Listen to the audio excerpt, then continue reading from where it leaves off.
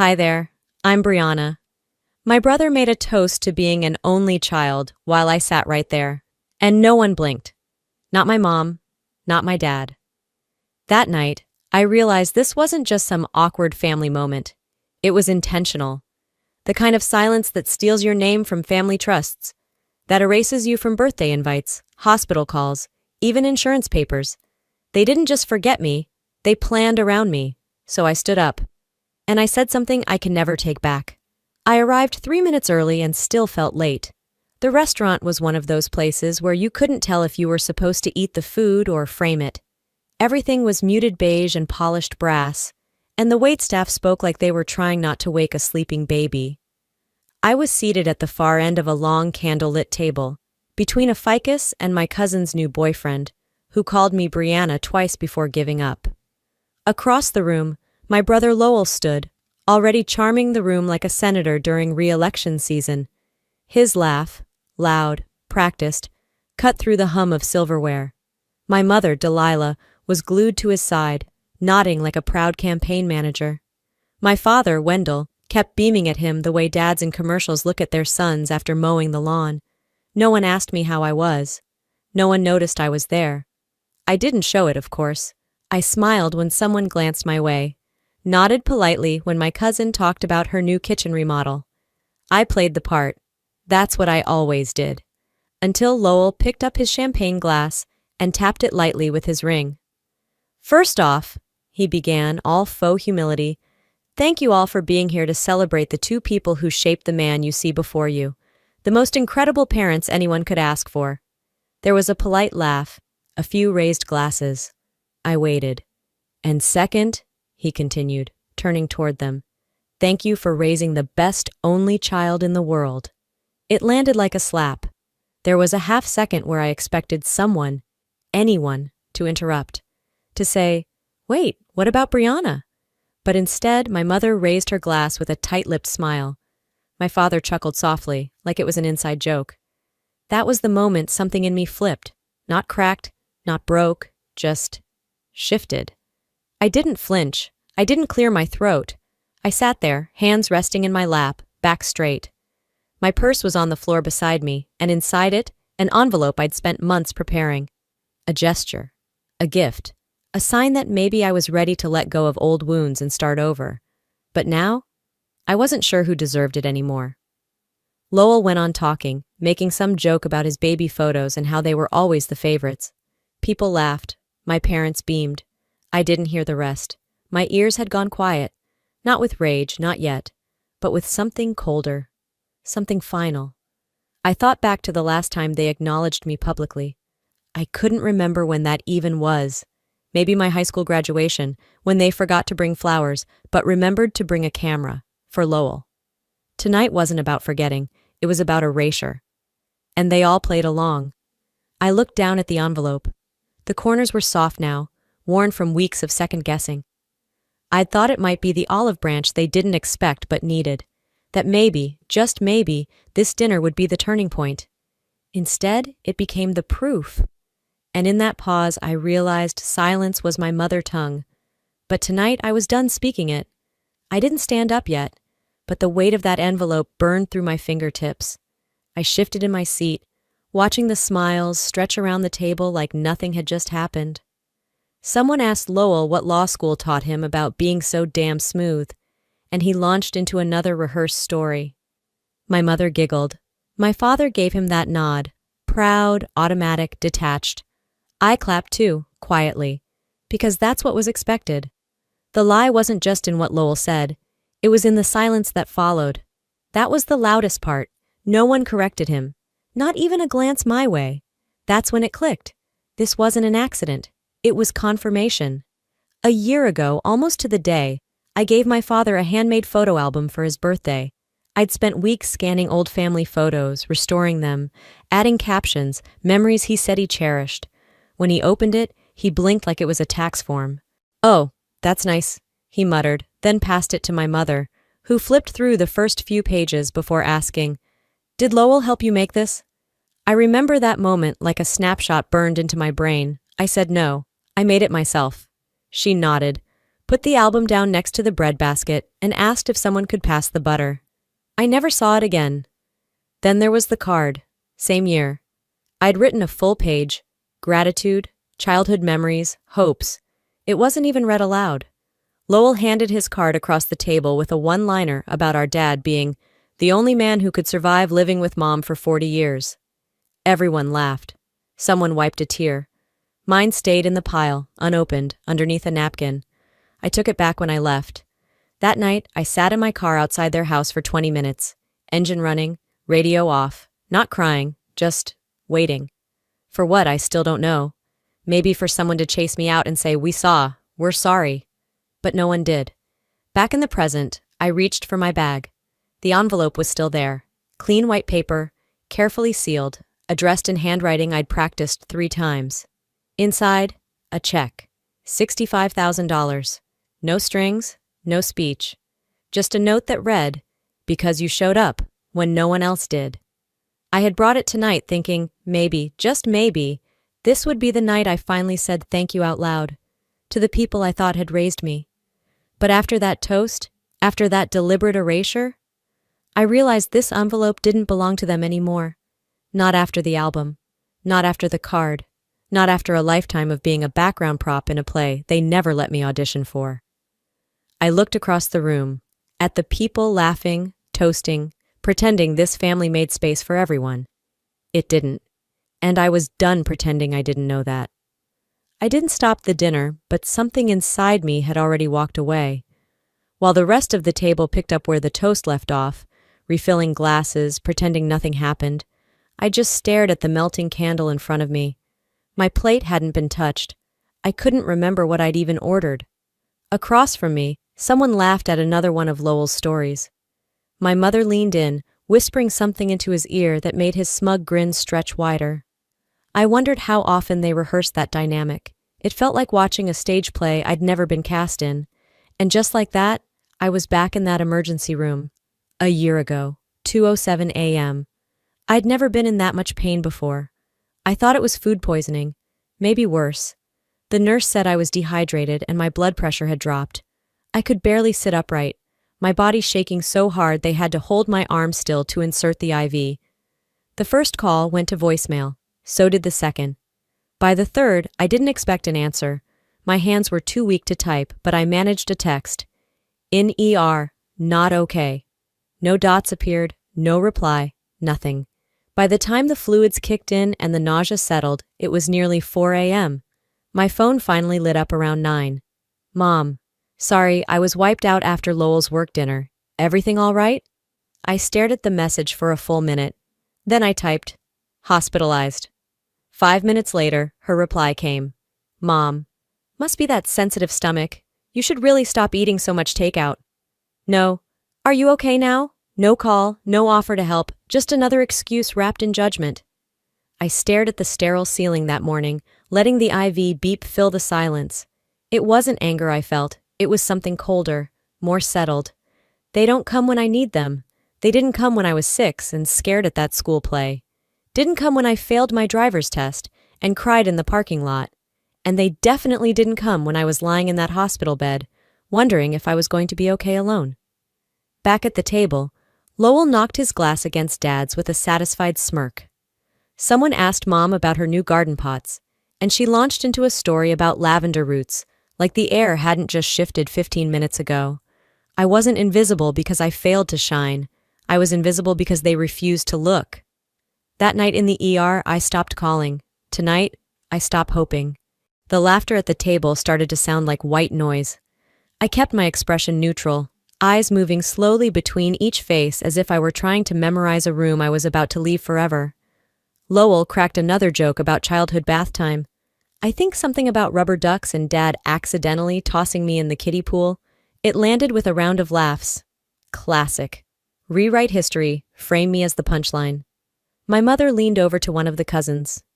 "He's always been the sharp one, hasn't he?" she said loud enough for me to hear. I stirred my iced water and smiled into the glass. I didn't need their approval. I just wanted to stop being erased like I never mattered in the first place. The memory came uninvited. It was last summer. I'd driven to their house in my first fully paid-off car, a used sedan I bought with freelance checks and more overtime than I care to admit. I pulled up the driveway, expecting something. Maybe not applause, but at least acknowledgement. "Did Lowell bring you?" Mom asked when I walked in, not even glancing at the keys in my hand. "No," I said. "That's my car." She blinked, then tilted her head. "Oh, good that it runs." That was it. No curiosity, no follow-up, not even a compliment on how clean it looked, how proud I must be. Just a quick pivot to Dad's back pain and how Lowell's new Lexus had seat massagers. I should have known then, but what really drove the point home came just last week. A random message from my cousin Lisa popped up. "Sorry you couldn't make brunch. You'd have been proud of Lowell." I didn't know what brunch she was talking about. I scrolled her feed and found a picture. Everyone gathered around a long wooden table. My mom, Dad, even the great-aunt from Florida who hates flying. And there he was, Lowell, standing and raising a glass, just like he had tonight. The caption read, "To the future of the family, congrats, Lowell." I texted Lisa, "What was the brunch for?" She replied, "Didn't they tell you? They named him executor of the trust. Big deal." Big deal. Big enough to fly in out-of-state relatives, big enough for champagne and framed menus. Not big enough to include me. Not even an FYI. Not even a call afterward. They hadn't forgotten. They just didn't think I needed to know. My gaze drifted back to the dinner table. I listened closer this time. The conversations, the inside jokes, the way they all orbited around Lowell like a solar system. I wasn't even a moon, just a speck in the distance. It wasn't just that they didn't need me. They'd already decided I didn't exist. I leaned slightly to sip my water when I felt someone shift beside me. Vivian, my second cousin on my dad's side, leaned in like she was sharing a secret. "Hey, is it true you told your mom you were done with the family?" she asked in a whisper that wasn't quiet enough. I blinked. "What?" "You know, that you didn't want to be part of all this anymore," she said, gesturing vaguely to the table, the room, maybe the entire bloodline. "That's what your mom said, and Lowell mentioned something like that too, a while ago." I swallowed hard. So this was the story now.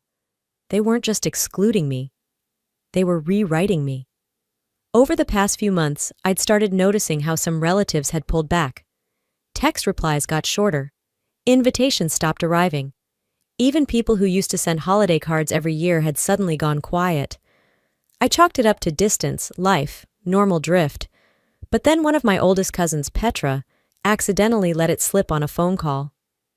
"I mean, your mom said you've always been kinda overly emotional," she offered, trying to sound neutral.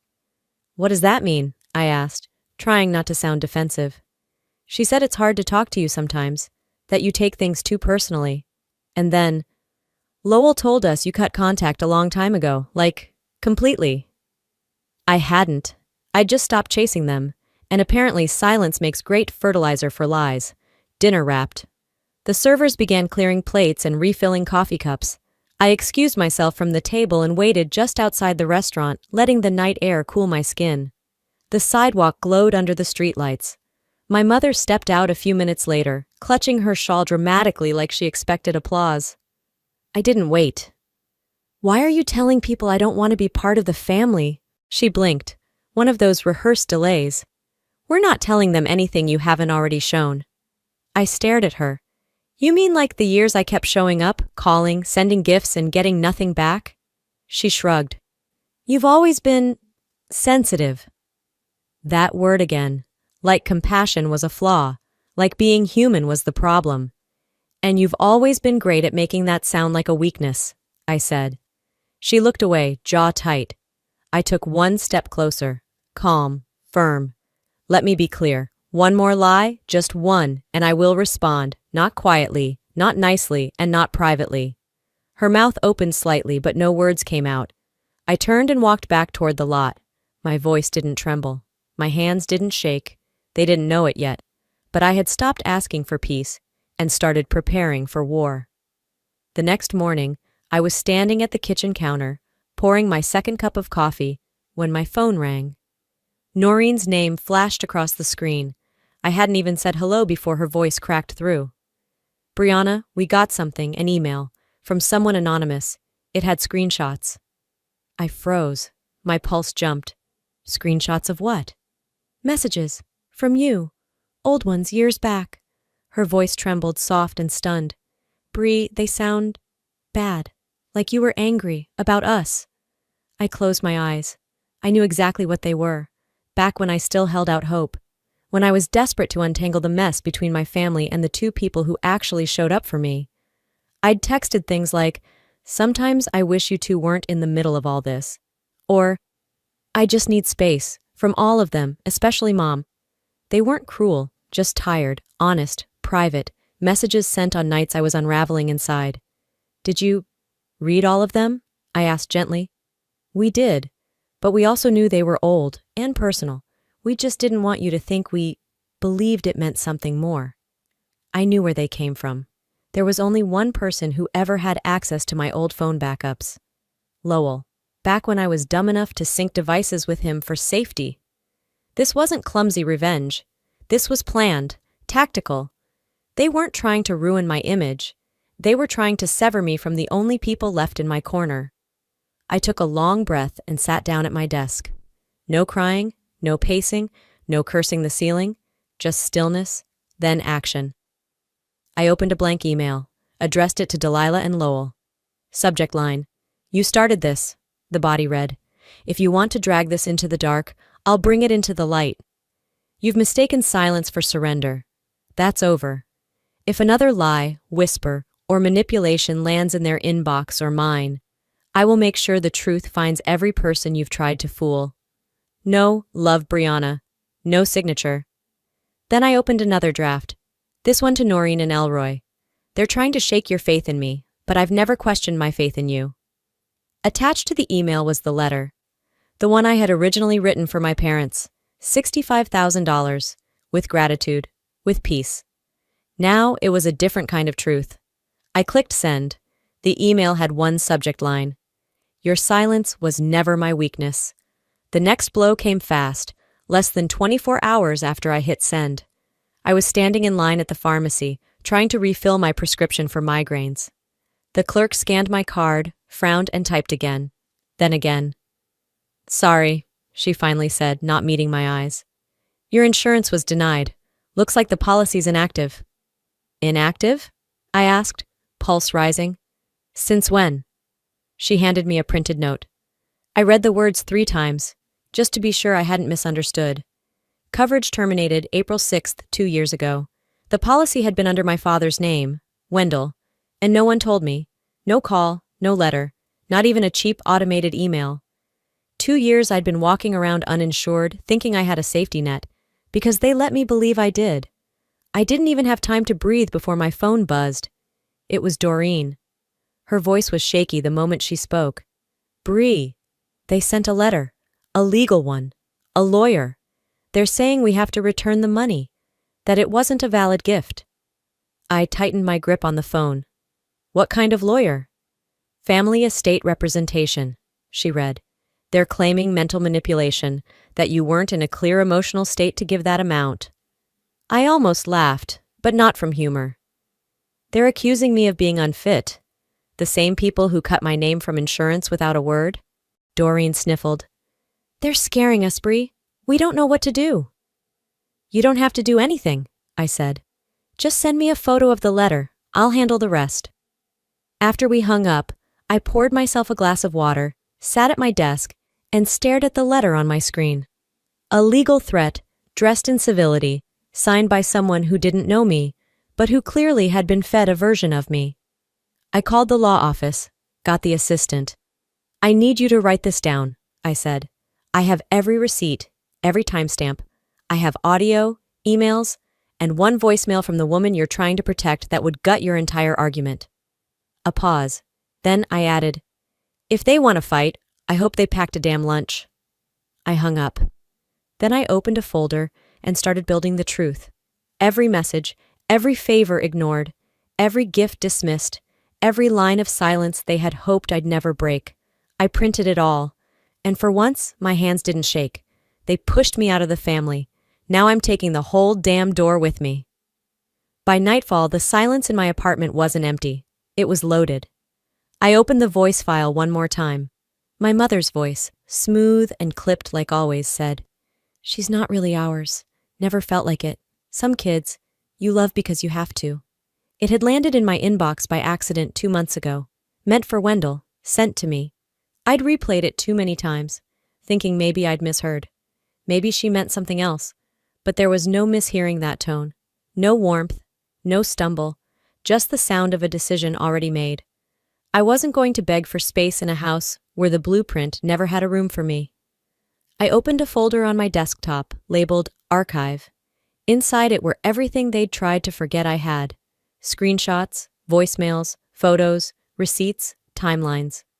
I uploaded it all to a private drive. Then I wrote the email. Subject: I'm not asking anymore.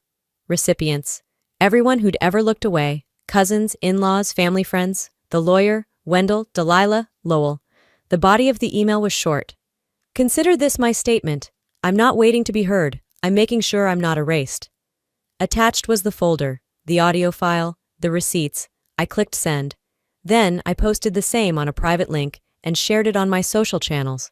Not for sympathy, not for drama, just so no one could say, "We didn't know." By morning, my phone was vibrating non-stop. One cousin messaged, "Brianna, I'm sorry, I didn't realize." And Uncle's Facebook read, "Sometimes the loudest voices were quiet too long." Delilah's page vanished. Lowell? Nothing. Not even a thumbs down. And me? I brewed coffee, opened my laptop, finalized my business license for a new LLC, Advocacy for Financial Independence. My first clients? Women estranged from families, left off trusts, cut from insurance, the ones no one believed deserved protection. They erased me from the family photo, so I developed my own damn picture. 3 months passed like slow thawing ice. Spring touched Portland with early blooms and chilly mornings. I had a quiet rental on the edge of town. Nothing fancy, just a place where I could hear myself think. My parents never reached out. No apology, no questions, just silence. Lowell, of course, couldn't help himself. One text. That was low, even for you. I didn't open it, just deleted it before the preview even faded from my lock screen. He didn't get the last word this time. He never really deserved the first. Friends vanished, some quietly, some with weak explanations. "We're staying neutral," one wrote. I almost laughed. But no one asked Doreen and Elroy to return the $65,000. Not a word from the lawyer. Maybe they realized I wasn't bluffing. Maybe they knew I'd saved everything. I didn't care why. I had clients now. Young women, single moms, first-gen business owners. Every one of them tired of being dismissed in legal fine print and family dinner tables alike. We sat across from each other over coffee or Zoom screens. I showed them how to track every penny, file the right forms, untangle messes they never asked for. Somewhere along the way, I'd stopped needing to be understood and started being useful. Doreen made pancakes every Sunday now. She still asked if I wanted blueberries in the batter, even though I always said yes. Elroy called me kiddo while fixing my front gate. He grumbled about the rust, but brought his own tools. Then one afternoon, I opened my mailbox and found a card. Inside was a photo.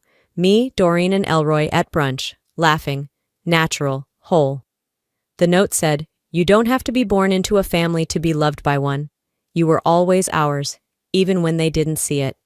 I stood in my kitchen for a long time, holding that card. Then I walked to the fridge and pinned the photo up with a magnet shaped like a miniature Oregon pine tree. Some nights are still quiet, but now they don't feel like punishment. Just room to breathe. I don't chase a seat at someone else's table anymore. I built my own, and I know exactly who belongs there.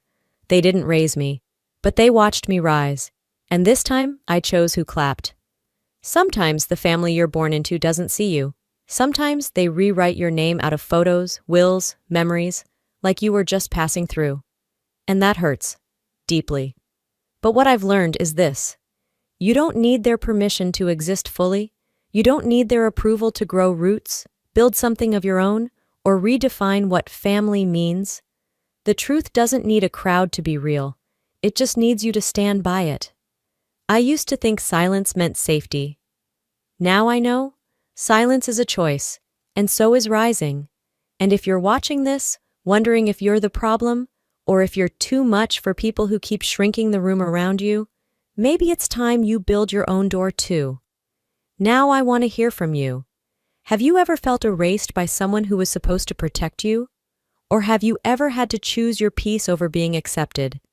Drop a comment with a 1 if this story touched something real in you. Or tell me, where are you watching this from?